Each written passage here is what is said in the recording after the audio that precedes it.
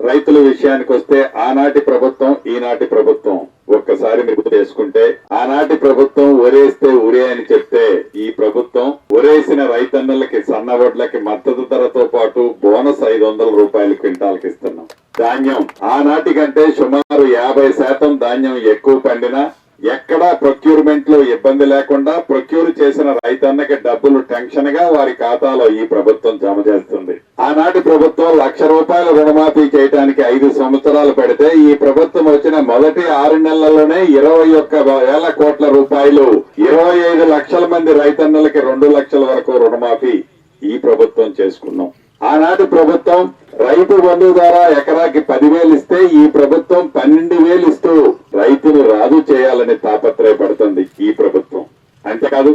రాష్ట్ర వ్యాప్తంగా ఆనాడున్న గోడాముల కంటే 200% అదనంగా గోడాములు కట్టించే కార్యక్రమానికి శ్రీకారం. స్టోరేజ్ కూడా రాబోయే కొద్ది రోజుల్లో రైతన్నలకి అందుబాటులోకి రాబోతుంది. ఆ కార్పొరేషన్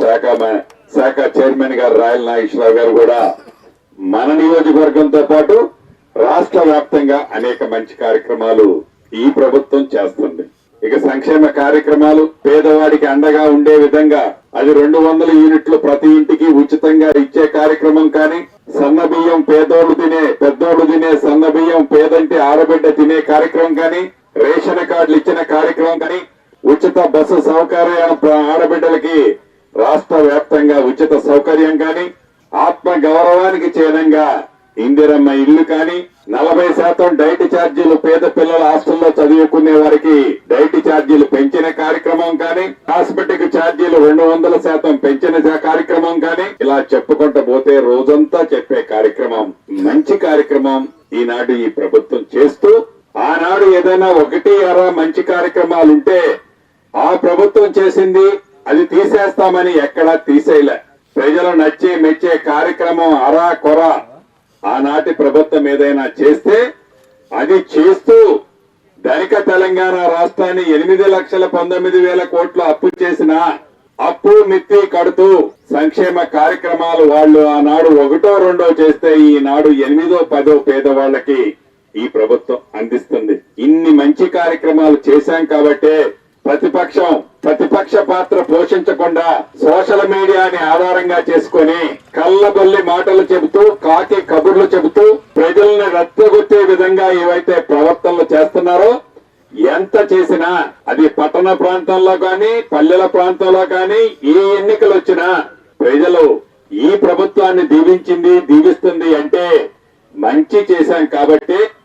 ఇచ్చిన మాటను నెరవేర్చాం కాబట్టి రాష్ట్ర ప్రజలు ఈనాడు ఈ ప్రభుత్వాన్ని మనస్ఫూర్తిగా దీవిస్తున్నారు, ఆశీర్వదిస్తున్నారు. అది జీర్ణించుకోలేక గుంట నక్కల్లా ఆరోపణలు చేస్తూ, పెద్ద చిన్న తేడా లేకుండా మాట్లాడుతూ, ముఖ్యమంత్రి అనే ఆలోచన ఇంగిత జ్ఞానం కూడా లేకుండా మాట్లాడుతున్న నాయకులకి గతంలో బుద్ధి చెప్పారు, మళ్లీ భవిష్యత్తులో కూడా బుద్ధి చెప్తారు. వారు కనే కలలు